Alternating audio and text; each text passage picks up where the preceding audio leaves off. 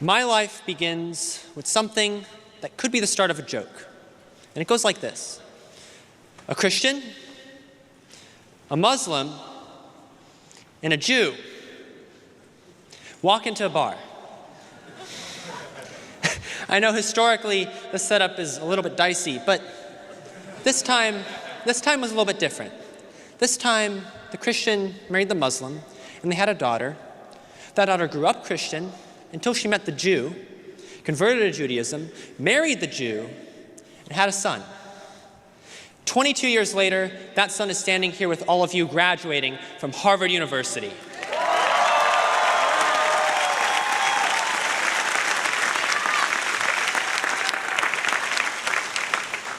I am a proud Jew. I'm also the proud grandson of a Christian and the proud grandson of a Muslim. But that isn't a contradiction in any sense of the word.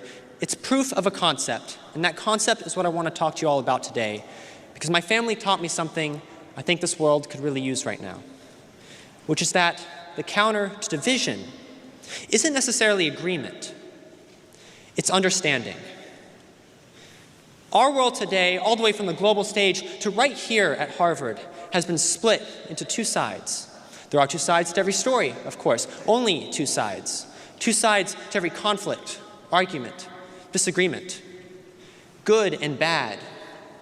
Give and take. Right and left.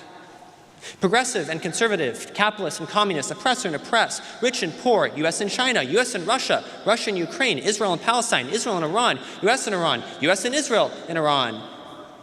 All in binaries. At least they're presented to us in terms of binaries. Here's this issue. What do you think? What side are you on? Come on, where do you stand? Who do you stand with? In my family, well, my family wouldn't exist with that kind of approach. My grandfather's one, a Pakistani Muslim who grew up in the middle of the Indo-Pakistani War of 1947. The other, a Jewish refugee of the Holocaust, met many times over the course of their lives. As you might imagine, they disagreed on a great many things. And yet, one of the main memories I have of them growing up was seeing them sitting together at a coffee table, discussing everything under the sun. And when they weren't in close proximity, I remember hearing their voices over the phone as they called my parents, always remembering at the end of each call to ask about the other, how they were doing, what were they up to. Of course, there are many differences that they never resolved, but still they acknowledged each other, they cared for each other, they stayed in contact, and they debated with each other. Their vast disparity in life experience, viewpoints, ideology, faith, and beliefs. A point of contention, yes, but not a point of division.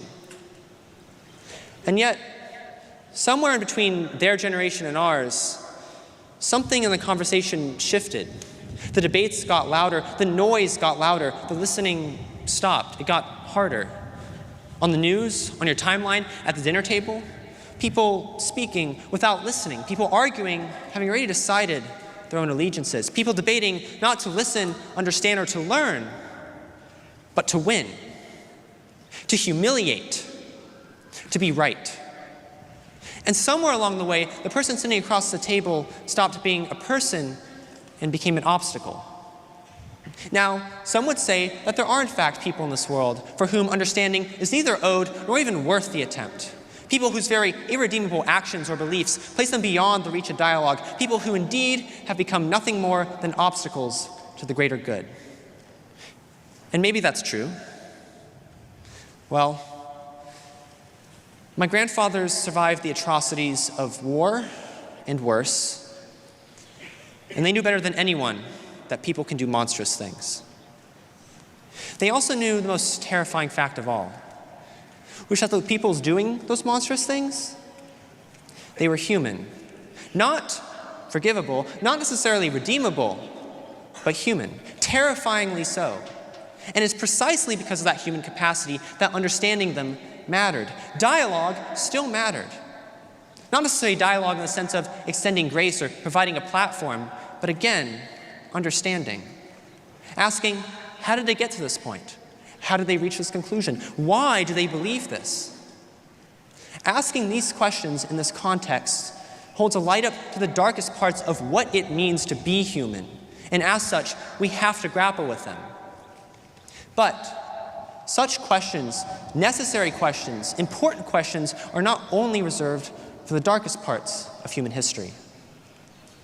If such questions of understanding, why do they believe this?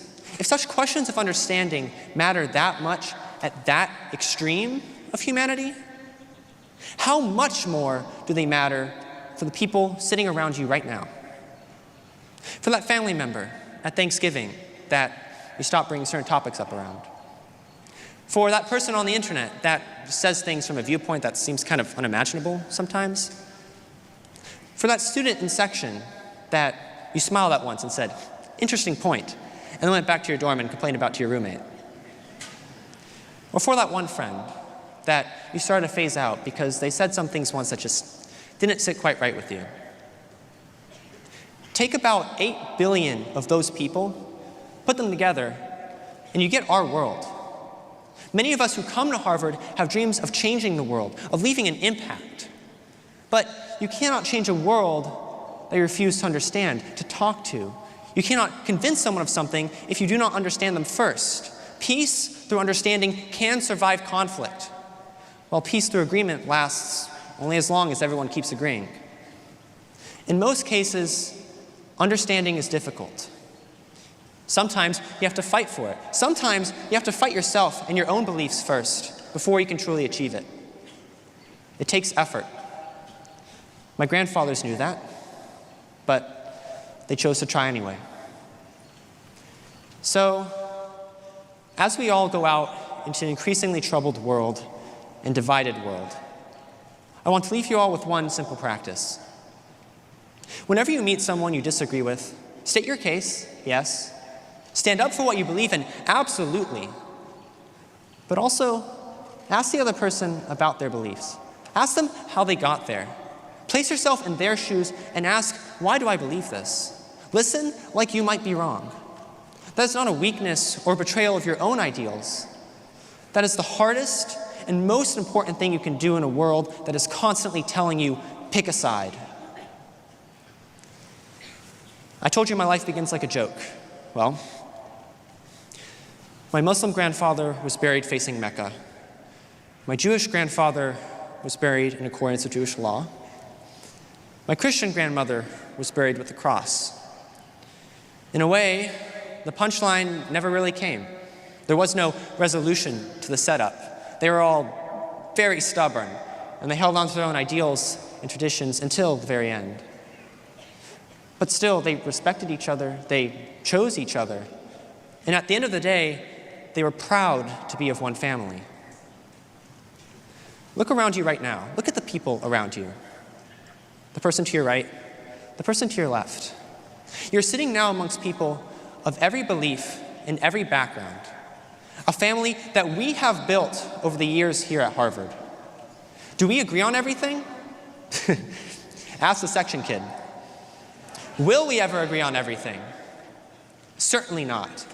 The world beyond these walls, it has all the same disagreements, the same differences of opinion, the same divisions that we have. But I urge you, see the people in your class for who they are as people. Fight to understand them and their beliefs just as much as you stand up and fight for your own. And after you walk through the gates of this yard for the first time as Harvard graduates, do the same for the people of our world. Because in a time this complicated and this divided, understanding and a genuine willingness to look a little bit deeper is how those divisions start to heal. Thank you all, and congratulations to the class of 26.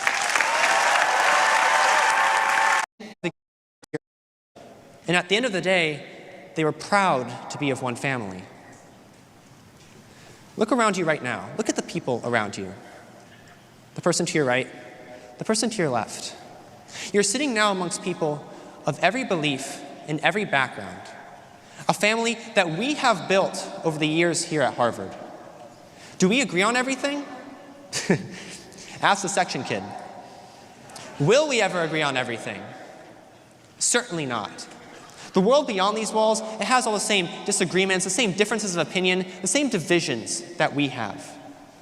But I urge you, see the people in your class for who they are as people. Fight to understand them and their beliefs just as much as you stand up and fight for your own. And after you walk through the gates of this yard for the first time as Harvard graduates, do the same for the people of our world. Because in a time this complicated and this divided, understanding and a genuine willingness to look a little bit deeper is how those divisions start to heal. Thank you all, and congratulations to the class of '26.